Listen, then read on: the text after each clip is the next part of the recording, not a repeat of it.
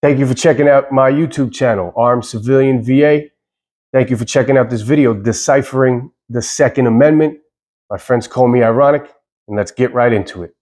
So today what we're going to do is we're going to decipher the Second Amendment. At least I'm going to give you my opinion on it. And I would love to hear your guys' comments and your guys' suggestions, what you guys think down in the comments below. So don't forget to do that. Before we get into deciphering the Second Amendment, we need to understand where the Second Amendment is within the Constitution of the United States. Within the Constitution of the United States, there's 7 articles of the Constitution, and then there's 27 amendments to those articles within the Constitution. The first 10 of those amendments are known as the Bill of Rights. Within the Bill of Rights is the Second Amendment. So that's where the Second Amendment is found. Within the Constitution, on the first 10 amendments of the Constitution, known as the Bill of Rights, we have the Second Amendment. I'll get into that a little bit more. We have a preamble. The Constitution does. It has a preamble. It's basically a sentence, a run-on sentence that describes what the idea of the Constitution is. And I think it's very well laid out, and it gets directly to the point. The first 3 words of the preamble to the Constitution are "we the people." And if you're a pro-gun person, if you're a pro-2A person, you'll see that "we the people" is attached quite oftentimes to the Second Amendment, "we the people." So when you see "we the people," that's where that comes from. It comes from the preamble of the Constitution, which I'm going to read to you in full right now. I have paperwork and notes here just so that I stay on track and don't lose my thought. But the preamble says like this: "We the people of the United States, in order to form a more perfect union, establish justice, ensure domestic tranquility, provide for the common defense, promote the general welfare, and secure the blessings of liberty to ourselves and our posterity, do ordain and establish this Constitution for the United States of America." So that is the preamble to the Constitution. But what is the Constitution? Well, the Constitution supersedes the Articles of the Confederation. The Articles of the Confederation were the first attempts at a Constitution. That didn't work out, and it led to the Constitution as we know it today. But the Constitution established America's national government and fundamental laws. It guarantees certain basic rights for its citizens, we the people. The Constitution is not to be confused with the Declaration of Independence. The Declaration of Independence was designed to justify breaking away from Great Britain and Britain's rule. The Declaration of Independence came first in 1776, followed by the Constitution, which was signed September 17th, 1787, and it was ratified June 21st, 1788. Ratification just basically means everybody was in agreement and signed off on it. To understand the United States of America, we start with the Constitution, which was written over 200 years ago. It's the blueprint. It's the blueprint. And within that blueprint, there are 7 sections, or articles as they're called. And they detail the core components of how the framers wanted the government to be run. And I'll go through that real briefly. These articles can be really looked into very deeply. We're not going to go into them very deeply. We're just going to touch on them real fast. So the Article 1 is the legislative branch. The principal mission of the legislative branch is to make the laws, and it's split into 2 different chambers, the House of Representatives and the Senate. Congress is a legislative body that holds power to draft and pass legislation, borrow money for the nation, declare war, and raise a military. It also has the power to check and balance the other 2 federal branches. That's Article 1. Article 2 is the executive branch. This branch of the government manages day-to-day operations of the government. That's easy enough. Article 3 is the judicial branch, which determines it's the U.S. Supreme Court and judiciary. All right, so that's 3. 4 is the states. This article defines the relationship between the states and the federal government. Article 5 are amendments. And Article 5 it tells future generations how the Constitution can be amended as society so requires it. Article 6 is depths, supremacy, and oaths. Determines that the U.S. Constitution and all laws made from it are the supreme law of the land. I'm going to read that again. Article 6 it determines that the U.S. Constitution and all laws made from it are the supreme laws of the land. All right. And then Article 7 is ratification. This article details all those people who signed the Constitution representing the original 13 states. So the 7 articles of the Constitution basically make up the structure of the Constitution, the basic structure and principles. It establishes the government structure and how the Constitution can be changed or amended. So with that, there were 27 amendments to the Constitution. All right. The first 10 of those were added in 1791, and they're known as the Bill of Rights. I'm going to go through that real quick. So the First Amendment is the freedom of speech. It also to include freedom of religion, freedom of the press, and freedom to assemble, freedom to petition, but it's commonly known as the freedom of speech.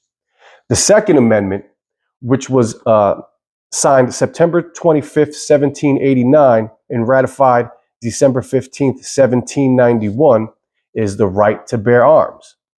And then I'll move down the list here. The third one is the quartering of soldiers, which again, I'm not going to really get into them. If you're curious about what they are, you can certainly look them up. The Fourth Amendment is the unconstitutional search and seizure.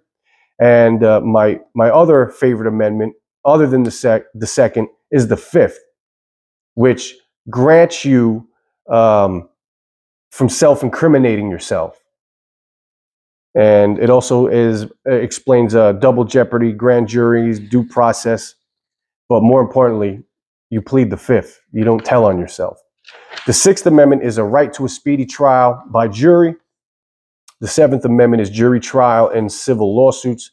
The Eighth Amendment is excessive fines and cruel and unusual punishment. The Ninth Amendment, non-enumerated rights retained by the people. The 10th Amendment is the rights reserved to the states or people.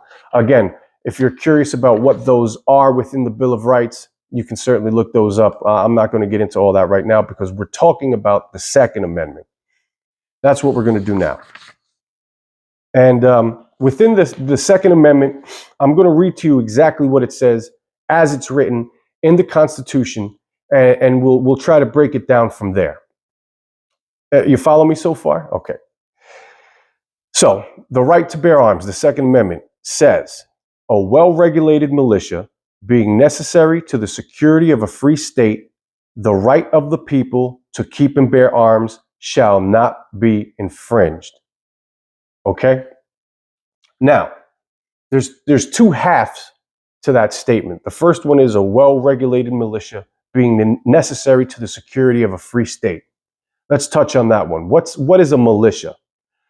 During the Revolutionary War, a militia referred to groups of men who banded together to protect their communities, towns, colonies, and eventually states, once the United States declared its independence from Great Britain. Now, how does that written way back then affect us now? So what is a militia now? People who are against the Second Amendment believe that there are no militias and there shouldn't be any militias. Well, that's fine. But to me, as it is right now in 2022 and beyond, I believe that a militia is a group of men. It's a group of men, women, people within the community that protect that community. All right. When this was written and the government was brand new, the regular citizens, we the people, were nervous about this government. You know, they were afraid that this government was going to take away the newly given rights that we had, and that they were suspicious of this government, which I don't blame them, and I understand why. And before there was a regulated police force, the people took care of themselves. There was no police department per se that you could call. It was these men of these colonies that protected their people, protected their families, and protected their colonies and their towns. That's what the militia was. And in the event that the government decided to overstep their boundaries, all these militias from these different colonies and towns could band together and better protect themselves. That's what, to me, a militia meant back then. And really, to be honest, it should still mean that now. If communities came together and protected their own and looked out for their own, there would be no need for this senseless violence. We would protect our own.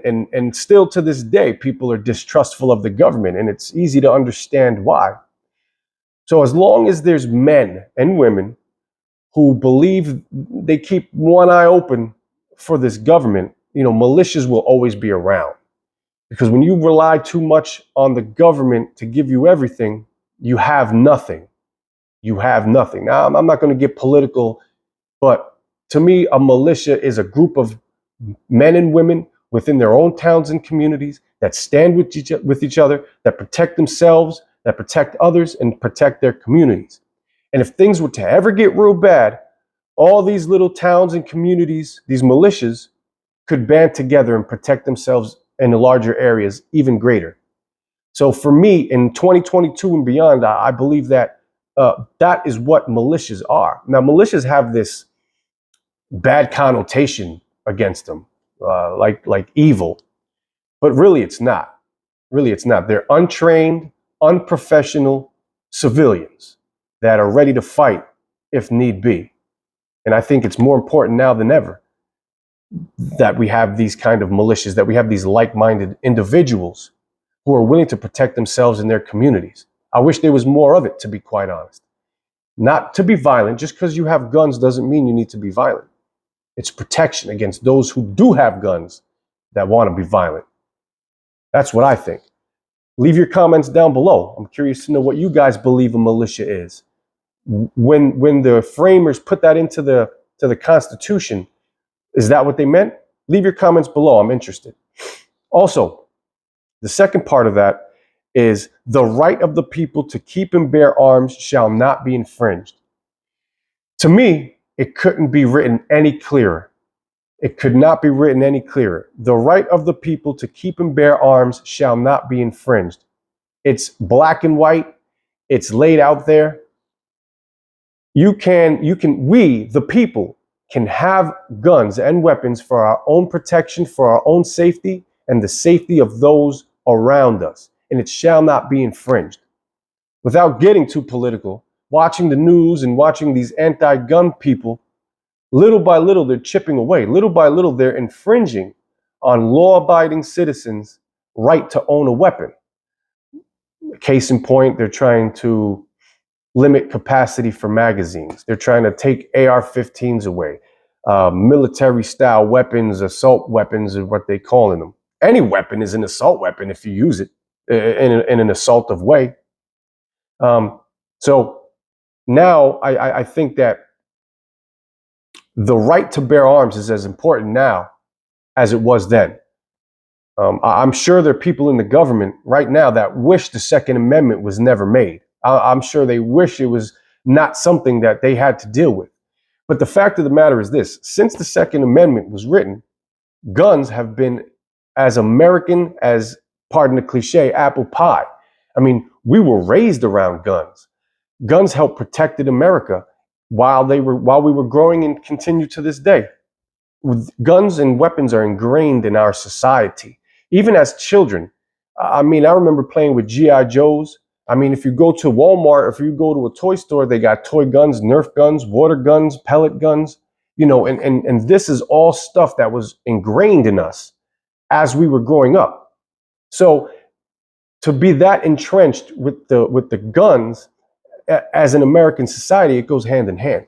There's not a lot of countries that have that. I mean, Canada doesn't. Canada wasn't raised to have guns freely, for the common folk, for the regular people. America was, which is why those who fight for the Second Amendment, we live by those words, because you cannot infringe on something that's been ingrained within our society. And I hope that more people get out there and vote for pro two-way folks. And I hope that people that don't own guns, that they do get some training, get some practice, and get yourself some protection. It's a right given to us, and we should exercise that right. We should exercise that right. And if you're not doing it, you should, if you can. Now, with that being said, do I think every single person has the right to own a gun? No, I don't.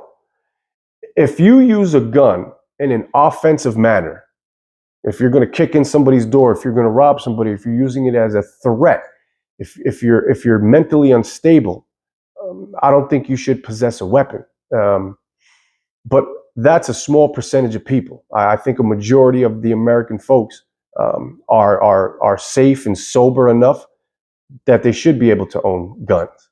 You know, there's 300 million guns in America, last I heard, and that's enough for every man, woman, and child. So I think as long as we continue to fight and we continue to push and we support pro-gun folks like the NRA and of the like, and we continue to fight for that, I don't think we shouldn't have any trouble with the law infringing on our right. That being said, laws change every day, as you and I both know. So it's up to us to make sure that they hear our voice, the armed citizens, the armed civilians, if you will. And I think that basically does it. It's open for discussion and it's open for interpretation, but it's in black and white.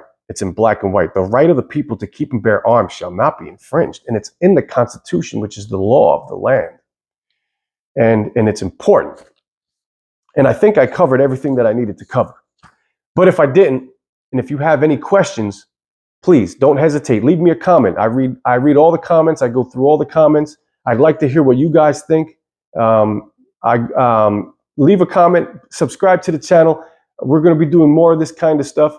And it's your support. It's your support watching the video, subscribing and liking that keeps me going.